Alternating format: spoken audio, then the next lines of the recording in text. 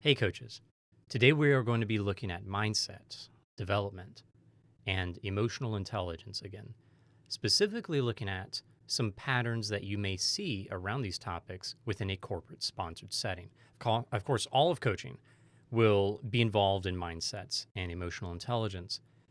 But within a corporate space, there are certain things, patterns that it's just valuable to know that these may show up and some ways of addressing them. Now, right from the beginning here, I want to highlight when I say ways of addressing mindset, it's not how do I correct this person's thinking, but rather tools, frameworks, and ideas that you can have in the back of your mind to inform your questions that will help guide exploration in a way that helps this person maybe grow a little bit in the areas they are less comfortable with, or in a way that helps expand their current way of thinking to progress towards the way of thinking that they need in order to achieve what they want in life.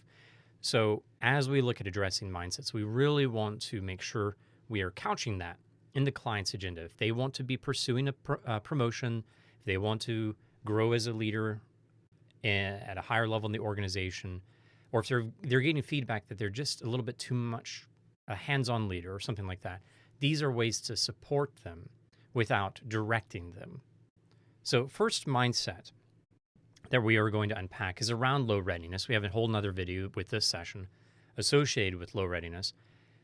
This is around, or this shows up with a client when they are talking more tactically. They have this attitude of, I'm just gonna do it. I'm just gonna get this done. I don't know why you're asking all these questions about planning, about accountability, about the way others perceive it. I'm just gonna get the job done. When a client is sharing those ideas, usually it's coming from the sense of the value I've provided, offered my company, and overall in my career has usually been focused on my execution. So this is the classic transition from manager, director, executive, where generally speaking, the person needs to delegate more, be more strategic, and also think more about not only their performance, but their image and exposure. As I just said there, PIE, PI, you can look up this article. It's in the content for this session, but PI is a valuable resource to highlight the importance of not only just doing it, but making sure your image, the way you see yourself and kind of your personal brand, and the way you sell that brand, which is exposure, that all of those things are in alignment, because about 80% of success, especially as you move more towards the strategic roles, is going to be more focused on image and exposure with the foundation built on basic performance. You have to have that solid performance to get to where you are. Now, how do we expand that? By making sure you do great image and exposure while still offering and contributing value, but usually more at the strategic level. Now, this is just giving us a sense of what this mindset is. It's more focused on just do it, tactics, and my performance is what matters, and that should be why I'm getting the promotion, not because of who I know. By the way, I hate the phrase when it's used, it's all about who you know these days, because of course it is. We are a relational creature. We are relational creatures. Everything is about who we know. So as coaches, we can challenge individuals to consider how they are growing with their image and exposure to build that awareness with other people. Because again, we are relational. So with that being said, some things that can be helpful in supporting one's growth over the course of an entire coaching engagement with someone who's low readiness, tactical focused, is, well, you can share PI. It is an interesting article. You can share, there's a lot of different articles, and it's more opinion-based than science-based in a way, but it does ring true to many. So whichever article you use, it's just a perspective to share, and then you can coach around that perspective if you'd like. Other things you might do are coaching around self-awareness, empathy, especially empathy in relationships from the emotional intelligence mind map, as it relates to this person that I'm coaching and the organization and the team or their manager. So we can look at my body language when I am in front of my organization, interacting with this new company, interacting with this new level of leadership. You can tailor that exploration around the different relationships that are at play for this person that they want to work on. The growth mindset narrative is also very valuable, especially as we look at those qualities that this person has demonstrated and how they want to build those qualities going forward to become the type of leader they want to be known as in the future. And of course, we can challenge the individual. And so I won't say more than watch the other video on a natural challenge you can offer to a lower readiness individual. So the other video associated with this session. Now, the second concept is, I might say it's kind of founded upon the concept of the Peter Principle. So you've listened or looked at that article on the Peter Principle. I just want to highlight that there are some things that are true about that Peter Principle, but it's usually not couched correctly. So as a client, sometimes the client will show up and they will say things like, I'm just not the kind of leader who can do that. And in the back of their mind, they may have been impacted, taught, they may have absorbed the concept that the Peter Principle is at play, whether they know it by that name or not, that I have reached a certain capacity and I can no longer grow. That is true in sports. Like, I cannot join the NFL, and I wouldn't want to. And I'm very happy with that. However, if I am wanting to pursue a higher level of leadership, and if I want to go from director to executive, for instance, that is usually around relationships, around knowledge and the ability to implement that knowledge effectively, the ability to communicate more effectively and to think more strategically. These are mental areas, emotional areas of development, and they come under the heading of growth mindset. So the Peter Principle, I love what the article says. It's essentially saying you've worked your life as, you've done this job as a leader, and now you are needing to be a stage magician. Okay, so if you're going to be a stage magician, you will have skills that are not ready. And therefore, those areas of current incompetence need to be worked on, and you need to grow in those areas. As a coach, we can help this person if they want to become better, but they're having this attitude of, I just don't know if I can do it. Or maybe it's the attitude that, I think my direct report is capped out. I just don't think they'll ever be able to grow past the stage they're in. If we're hearing that language, we can consider offering the growth mindset narrative, and especially looking at, again, the qualities. And so very important that the growth mindset narrative is not about skills. It's about qualities. You may explore what skills they need, but it usually creates a sense of a gap. I need actually a lot of different skills that I've never done before in order to have that job. What am I going to do? Well, now let's look at the qualities that are associated with those skills that you've demonstrated in the past and how they would manifest themselves in the future with these new skills. The determination, the sense of I can grow through anything, or whatever those qualities are that have helped them get to where they are today. Those same qualities will likely help them continue to grow. Maybe not the skills, though. So we want to help them tell the story of how those qualities will continue to carry them forward. Another thing that we can look at is the growth mindset canvas and considering their thought patterns around that self-doubt. And if we're talking about a manager, director who is looking at someone below them and they just say they're capped out, they're no longer able to grow. I would love for them to be able to have this role, but they're just not the kind of person who can do blank.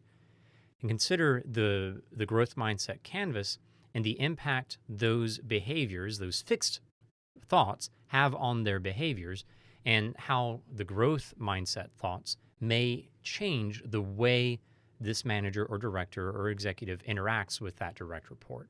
That can be a fascinating exploration because sometimes in that, the leader realizes, wow, I may be getting in the way of this person because I doubt them, and I need to do my best to support them and let them make the decision of where they want to be capped out, as long as they're putting forth the effort.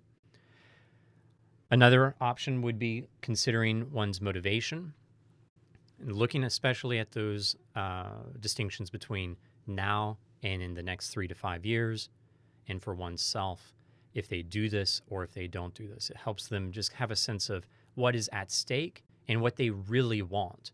Because It is completely fine if the person wants to embrace the sense of the Peter principle that I want to get to that space of extreme competency where I am currently and just stay there. I want to become the best of this type of worker. And that's where I want to be capped out. And that is completely legitimate. And the coach should never get in the way of that as long as we're challenging this person to continue to grow, to become even more effective in that sphere, wherever they want to be, whether it's like a senior individual contributor as an engineer and they never want to grow into management or anything of that nature. They just want to be the very best senior individual contributor with their company or with any company. And the third one is very much around what we've talked about so far, but it is most associated with the journey from manager, director to executive. With that journey, there's often some sort of sense of an identity crisis. The client will come in and they will either be looking at a possible promotion and know that they're never going to be able to get there, or they see themselves in this new role and they're really questioning whether the company made a good decision to bring them on into this function. Their identity crisis is usually associated with the value they drove in the past and what kind of value they need to drive in the future. Very similar, associated with what we've talked about so far.